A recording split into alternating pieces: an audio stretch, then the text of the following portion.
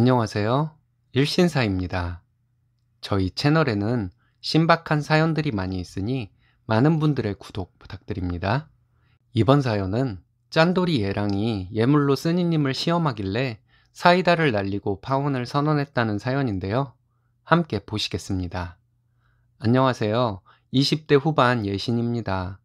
예랑과 예물 보러 갔다가 너무 황당하고 치욕스러워서 결혼은 없던 것으로 하려 합니다.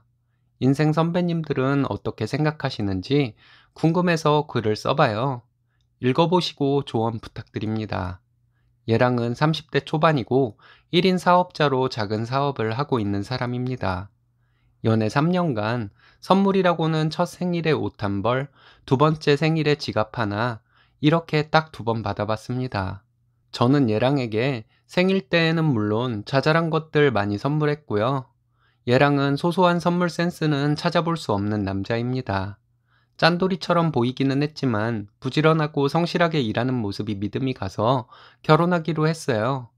식장은 저희가 사는 지역에서 가장 싼 곳으로 정했습니다. 저는 성대한 결혼식이 로망이었지만 얘랑과 함께 예식장을 알아보다가 1시간도 안 되는 결혼식에 1,000만 원을 쓰는 것이 저도 아깝다는 생각이 들어서 얘랑과 상의 끝에 싼 곳에서 하기로 했습니다. 코로나가 어떻게 될지 몰라서 신행도 자동차 렌트해서 며칠 동안 국내를 돌기로 했고요. 신행은 저도 얘랑도 여행에 별 관심이 없어서 큰 불만은 없었습니다. 식장과 신행을 이렇게 하는 대신에 얘랑이 예물은 좋은 것을 하자며 500만 원가량 생각하라고 전부터 얘기했습니다. 만나면 반지 잘 알아보고 있냐고 묻곤 했어요. 그리고 지난 주말에 예물 보러 저희가 사는 지역에서 1시간 넘게 걸리는 곳으로 갔어요. 제가 생각한 반지는 명품 브랜드였는데 가격을 알아보니 200 정도 되었습니다. 귀걸이, 목걸이, 팔찌 등은 귀금속 상가에서 할 것이라고 생각했고 나머지는 쓸데없는 것이라 생각하고 생략할 마음이었어요. 백화점에 가서 반지를 실물로 보니까 가격만큼은 안 돼 보이긴 했는데 얘랑이 반지 하나 보더니 바로 백화점에서 나와서 택시 타고 귀금속 상가로 가자고 했습니다. 그렇게 하루 종일 귀금속 상가를 돌아다니며 발품 팔아서 삼부 다이아 반지, 큐빅 목걸이, 귀걸이, 팔찌를 300 정도에 계약했어요. 돌아다니면서 명품은 이름값이다 뭐다 하더니만 까르띠에 짝퉁을 결혼반지로 고른 것이었습니다. 이때까지도 저는 기분 상하거나 하지는 않았어요. 여기저기 다녀봤지만 디자인이나 다이아는 비슷해서 그냥 마음에 드는 다이아 반지 싸게 구입하는 것이 좋았습니다. 귀금속 상가에서 계약서 작성하고 다음날 이체하기로 한 다음 차를 가지러 백화점으로 갔어요.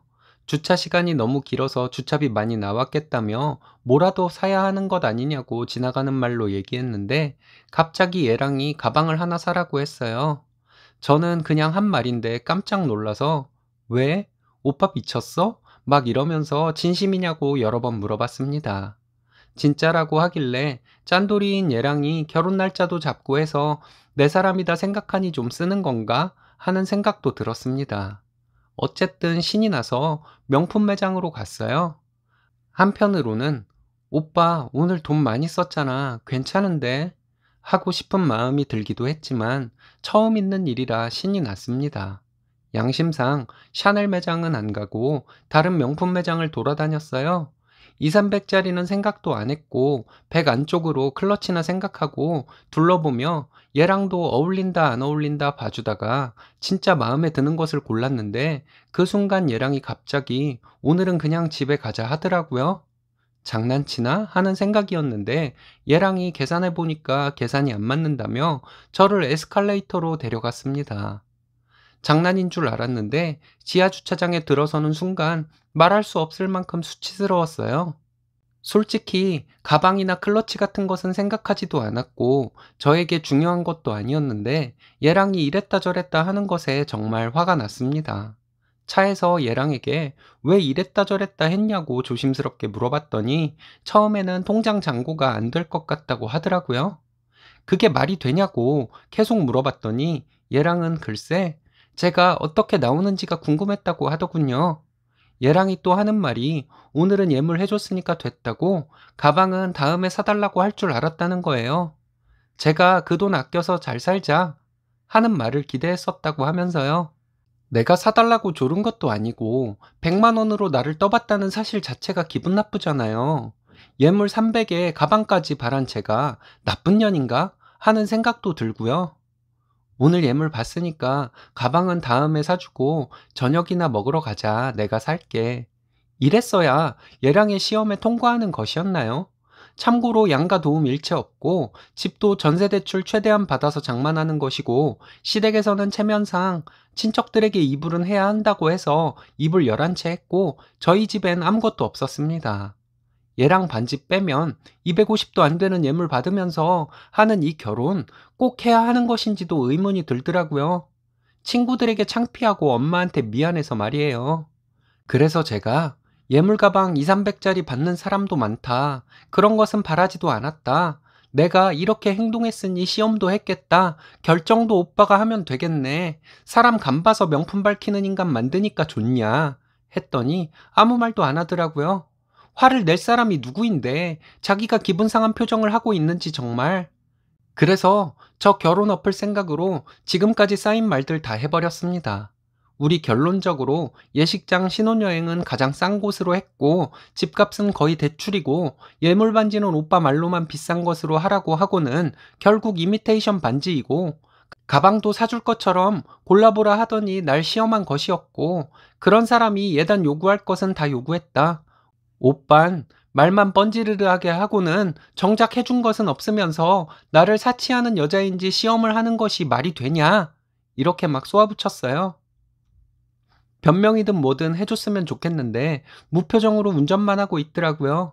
더 화가 나서 나 남편에게 이런 대접 받고 살고 싶지 않다. 오빠가 결혼 전부터 이런 식인데 결혼해봐라. 돈 벌어다 줄 때마다 나를 간보고 눈치 보게 만들지 않겠냐.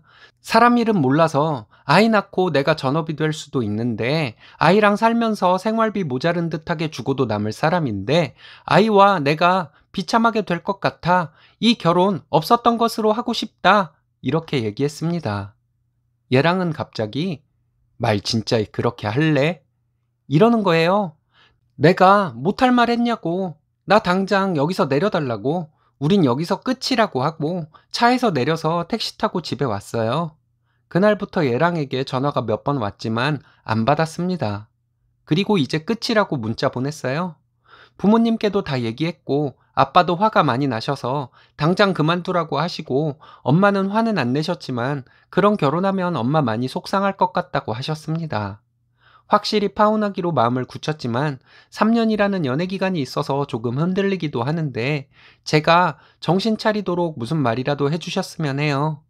이런 대접받으면서 결혼하는 것은 정말 아닌 거죠. 친구들에게는 진짜 창피해서 말할 수도 없고 해서 여러분들께 하소연합니다. 인생 선배님들 조언 부탁드려요. 욕심 없고 선하신 분 같은데 그런 남친과 연애하는 3년간 훨씬 좋은 남자들 많이 지나쳐 보냈겠어요. 쓰니님 의지대로 밀고 나가셨으면 좋겠네요. 오늘의 사연은 여기까지입니다. 재밌으셨다면 좋아요, 구독 부탁드려요. 일신사는 여러분들의 사연으로 제작됩니다. 많은 사연 제보 바랍니다. 여러분들의 사연은 아래 메일 주소로 부탁드려요.